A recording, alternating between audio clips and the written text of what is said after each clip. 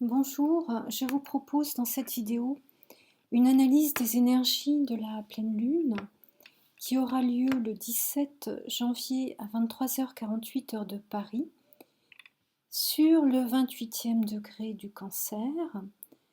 La lune est donc dans son domicile, c'est une lune très puissante. Elle est face à un soleil qui se trouve sur le 28e degré du Capricorne en conjonction avec Pluton, ce qui devrait faire remonter à la lumière, en pleine conscience, les forces obscures qui sont symbolisées par Pluton, la planète du Scorpion.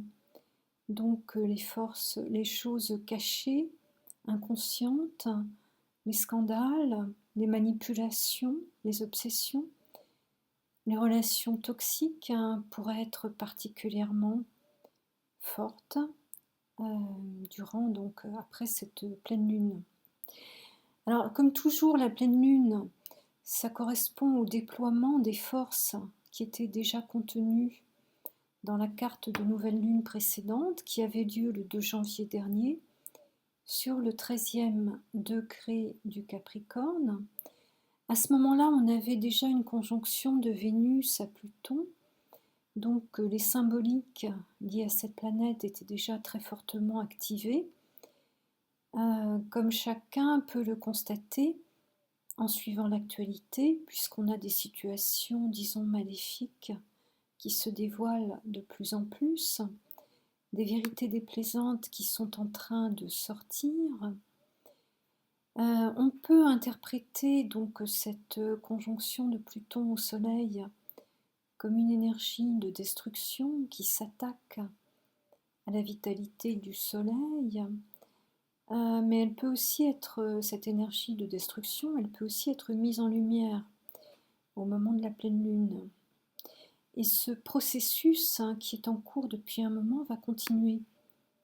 Il va même s'amplifier puisque donc nous avons cette pleine lune très liée à Pluton, mais par la suite on aura une conjonction de Mercure rétrograde à Pluton le 29 janvier sur le 28e degré du Capricorne, c'est-à-dire exactement sur le degré où se trouve actuellement le Soleil. Ensuite, on aura une nouvelle conjonction de Mercure qui sera directe à Pluton le 11 février. Et enfin, une dernière conjonction de Vénus à Pluton le 3 mars. Et tout ça, ça se passe toujours sur ce 28e degré du Capricorne. Alors évidemment, si vous êtes Capricorne, né vers le 19 janvier, ou si vous avez des planètes importantes à la fin de ce signe, ou même si vous avez des planètes fin Cancer, vous êtes particulièrement touché sur le plan personnel par le climat donc de cette carte du ciel, mais en réalité, nous baignons tous dans cette même énergie. Et de toute façon, ce qui se passe au plan collectif nous touche tous. Alors, comme je le rappelle à chaque fois, il faut regarder où tombe cette pleine lune dans votre carte natale, voir quelles sont les maisons concernées, et cela vous donne une idée des domaines qui vont être particulièrement activés durant la quinzaine qui va suivre la pleine lune. Bon, la lune est en Cancer, c'est un signe qui représente la foule, le peuple, le foyer, la famille, tout ce qui a trait à notre sécurité intérieure, à notre intimité, à nos mémoires, à nos racines. La lune est face à un soleil en Capricorne, c'est le signe des structures, du pouvoir, des limites. Et ce soleil en conjonction avec Pluton peut impliquer un processus de destruction et de rénovation de tout ce qui concerne les structures et le pouvoir. Et comme je l'ai dit, un dévoilement de vérités cachées, vérités éventuellement déplaisantes. Donc on a l'idée d'une purge émotionnelle qui est déjà en cours par ailleurs, avec cette rétrogradation de Vénus qui a débuté le 19 décembre dernier et qui a déjà amené évidemment un certain nombre de remous émotionnels. Donc on assiste à une purge des manipulations, une mise au jour des relations toxiques avec un climat qui est très insécurisant, très anxiogène. Ça réveille un certain nombre de peurs à quoi nous allons devoir faire face. Alors, je continue avec l'examen des aspects reçus par la Lune, qui se trouve au trigone de Neptune en Poisson et au quinconce de Mars en Sagittaire, Mars et Neptune formant un carré. Cette circulation d'énergie entre la Lune, Neptune et Mars est intéressante. Que peut-on en dire ? Déjà, la Lune trigone à Neptune en signe d'eau, donc très liée à l'émotionnel, peut indiquer une réactivation du besoin de communion, d'idéal et de solidarité. Peut-être que l'on va retrouver un réel sens du collectif face aux valeurs de l'ombre qui sont symbolisées par Pluton. Il peut être bénéfique de miser sur l'intuition, sur l'empathie, sur la spiritualité, de se relier à des forces qui nous dépassent. Cela peut être une porte de sortie. Mars représente l'énergie, la combativité, la façon dont on va agir concrètement. Mars représente également les forces armées. Et cet aspect de quinconce à la Lune peut être vécu soit comme un carré qui est un aspect de tension, soit comme un trigone qui est quelque chose de beaucoup plus fluide. Donc peut-être on a un réajustement à faire pour que cette énergie martienne se mette au service du collectif, au service du peuple qui est représenté par la Lune. Alors regardons à présent Vénus en Capricorne, toujours rétrograde. Ça indique beaucoup de remue-ménage et d'incertitude concernant tout ce qui a trait à l'affectif, aux relations, aux liens, aux sécurités affectives mais aussi financières, aux investissements, au bien-être. Dans tous ces domaines, donc beaucoup de doutes et de remises en question. Donc c'est un moment qui est favorable à une réflexion, à une forme de bilan, mais ce n'est pas le moment idéal pour s'engager affectivement ou pour signer un contrat ou pour réaliser un investissement. L'idée générale de cette rétrogradation de Vénus, c'est de ne pas se fier aux apparences, de ne pas se satisfaire des apparences. Alors j'ai fait une vidéo donc, sur cette rétrogradation de Vénus que vous pouvez évidemment regarder. Donc le 9 janvier, on a eu une rencontre Vénus-Soleil.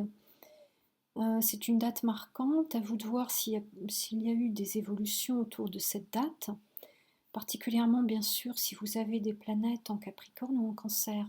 Il peut s'agir d'événements, il peut s'agir d'évolutions intérieures qui vont amener des décisions au moment où Vénus redeviendra directe, c'est-à-dire pas avant la fin du mois de janvier. On peut regarder à présent Mercure, la planète de la communication, des échanges, des voyages, des études, du commerce. Mercure est en Verseau, proche de Saturne, ce qui représente un certain degré d'inhibition, voire de blocage, mais aussi une possibilité d'approfondir sa réflexion. Cela peut aussi amener à trancher certains liens, mais pas tout de suite, étant donné que Mercure est rétrograde depuis le 14 janvier sur le 11e degré du Verseau. Par ailleurs, nous avons Saturne actuellement sur le 14e degré du Cygne, et cela représente pour les Verseaux du 2e décan beaucoup de réflexion, d'intériorisation, de retour sur le passé, donc ça peut être une période de bilan, une période d'isolement, de mise à l'écart, de perte de confiance, d'insécurité. Alors évidemment, vous êtes concerné si vous avez le Soleil ou une autre planète importante sur ce 2e décan du Verseau. Et si vous êtes Lion du 2e décan, vous pouvez également le ressentir. Et pour nous tous, donc cette marche rétrograde de Mercure va donner l'occasion de revenir sur le passé, soit sur des relations passées, soit sur des affaires ou des transactions en cours. On peut réajuster ses priorités dans le domaine relationnel et financier, choses qui nous sont déjà indiquées par Vénus. On peut signaler la date du 23 janvier, donc c'est le moment de la rencontre du Soleil et de Mercure. Potentiellement, c'est un moment important dans cette rétrogradation. Donc il va falloir être attentif aux messages, aux rencontres, aux retrouvailles, aux changements de plan qui peuvent éventuellement se produire aux alentours de cette date. Alors bien entendu, les premiers concernés sont les Verseaux, nés vers le 23 janvier, mais comme cette rétrogradation se produit entre Verseau et Capricorne, on peut dire que ça va toucher au sens large les signes d'air et de terre, et aussi les signes fixes et les signes cardinaux. Bon, comme je l'ai déjà mentionné, on a aussi une rencontre de Mercure et de Pluton le 29 janvier. C'est aussi un temps fort. Donc là encore, il faut être attentif à tout ce qui peut se produire aux alentours de cette date, qui peut amener peut-être une certaine violence dans les paroles, peut-être une grande intensité relationnelle, peut-être des manipulations que l'on va mieux identifier, peut-être la fin aussi d'un certain mode de pensée et de communication, un bouleversement dans les modes de communication avec une grande exigence de lucidité, un refus des faux semblants. Il peut y avoir la fin d'un contrat, il peut y avoir un changement concernant un voyage. En tout cas, donc, on a un grand remue-ménage dans les domaines qui sont liés à la communication. Et donc en Verseau, alors j'en reviens à Saturne qui se trouve sur le 13e degré du signe. Bien sûr, c'est un poids pour les Verseaux qui sont nés vers le 2 ou 3 février. Cela peut correspondre à une période où il faut prendre des décisions qui ne sont pas faciles, une période où on se sent isolé. En fait, c'est particulièrement compliqué parce qu'il y a un carré Saturne-Uranus qui est toujours en place. Cet aspect correspond à cet immobilisme forcé, à cet univers du contrôle qui a dominé déjà l'année 2021. Évidemment, c'est particulièrement pesant si vous avez des planètes importantes dans les signes fixes, mais comme je l'ai signalé, donc c'est un aspect qui va progressivement se défaire dans les prochains mois, mais en tout cas, actuellement, il est encore très présent. Et il le sera encore au moment de la prochaine nouvelle lune du 1er février prochain où on aura une conjonction Soleil, Lune, Saturne. Alors, un mot aussi sur Uranus dans le signe du Taureau qui donne un très grand désir de liberté, d'autonomie, de renouveau. Mais ce désir est exacerbé, mais il n'est pas facile à concrétiser pour l'instant, toujours en raison du blocage qui est lié à Saturne. Uranus, donc sur le 10e degré du Taureau, va toucher tout particulièrement les taureaux qui sont nés vers le 1er mai. Ça vous concerne aussi évidemment si vous avez des planètes autour de ce 10e degré du Taureau ou en face en Scorpion. Alors pour en terminer, regardons ce qui se passe dans le signe des Poissons, qui est le signe de l'infini, des forces spirituelles, le signe de la communion et non pas de la communication. Le signe de la fin d'un cycle. Donc en Poisson, nous avons les 2 maîtres de ce signe, Neptune qui est sur le 22e degré, Jupiter sur le 5e degré. Donc ces planètes sont en position de force. D'ailleurs, c'est intéressant de remarquer que dans cette carte du ciel, nous avons plusieurs planètes en domicile. La Lune en Cancer, Saturne en Verseau, Neptune et Jupiter donc en Poisson. Alors, vous regardez dans quelle maison de votre thème tombent Neptune et Jupiter. Si vous avez des planètes sur ces degrés, donc entre le 5e et le 22e degré des Poissons, c'est là où les valeurs de solidarité, de partage peuvent le mieux s'exprimer. Donc c'est là où on peut avoir des ouvertures, une forme de chance ou même de libération émotionnelle. Donc de façon plus large, on a là des forces qui vont être bénéfiques pour tous les signes d'eau. Cela peut être l'amorce d'un renouveau émotionnel au cours des prochaines semaines. Alors voilà, j'en termine avec ce tour d'horizon des énergies de la pleine lune. Si vous avez apprécié cette analyse, n'hésitez pas à partager, à le faire savoir. Je vous donne rendez-vous pour la prochaine nouvelle lune qui aura lieu en Verseau, le 1er février. À bientôt!